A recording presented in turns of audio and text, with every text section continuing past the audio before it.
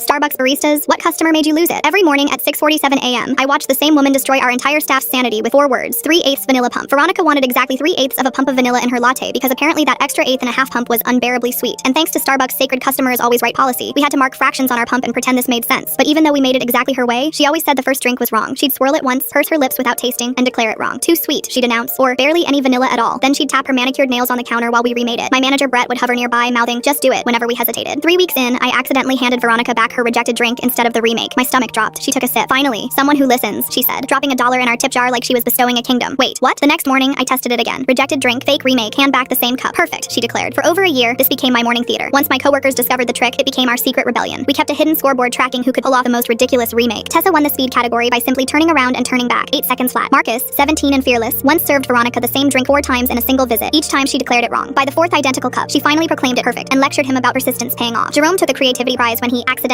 dropped her cup, caught it midair, and explained that the sudden agitation had redistributed the milk proteins and broken the surface tension, creating optimal flavor integration. She tipped him $3 and nodded like she knew exactly what that meant. My personal triumph happened on a Monday, when Veronica stormed in already screaming into her phone about someone's incompetence. She hung up and snapped her fingers at me without looking up, but before she could order, I slid a drink across the counter. "Your usual. I actually made 3 versions this morning since it was slow, and this was the only one that met your standards." She stopped mid-reach. "You pre-made my drink?" I nodded. "Threw out 2 already. This one has exactly 3/8. She picked it up suspiciously, took a sip, and her whole face changed. "Finally, good girl." She patted the counter like I was a dog who'd learned a trick. "This is what I've been training you for." She dropped a 10 in the tip jar and told the next customer how she'd broken me improperly. The drink I'd handed her, yesterday's leftover batch from the fridge that Marcus was about to throw out, heated up in the microwave. By month 6, we weren't even trying to hide it. While Veronica screamed into her phone about work stuff, I'd take her cup, wait 3 seconds, hand it back. Marcus would remake drinks without moving. Tessa straight up told her, "Still the same drink, nothing changed, here you go." Veronica was too busy screaming about deadlines to notice. She grabbed it mid-rant, took a sip, and threw us a thumbs up without missing a beat. My last shift before college was supposed to be quiet. Instead, the place was pure chaos. Blenders shrieking out frappuccinos every 10 seconds, milk steamers screaming, sticky syrup coating every surface. Then Veronica strutted in wearing designer sunglasses indoors, practically shouting into her phone about her assistant's incompetence. She cut through the line of 12 people, planted herself at the register, and without even acknowledging me, yelled over the noise, "God, this place is a zoo. I can barely hear myself think." The words flew out before I could stop them. "Funny, I can still hear you complaining." The entire store froze. A kid dropped his cake off. Veronica slowly removed her sunglasses. "Excuse me? I said I can still hear you. Just like every morning for the past year." I leaned across the counter, speaking loud enough for everyone to hear. "Just like how you've been drinking the same wrong drink for a year and calling it perfect. 412 days of swallowing your own rejection. By the way, 3/8 is just a half pump to us." Her face went pinker than a venti pink drink. "Liar!" She slammed both hands on the counter. "Fire her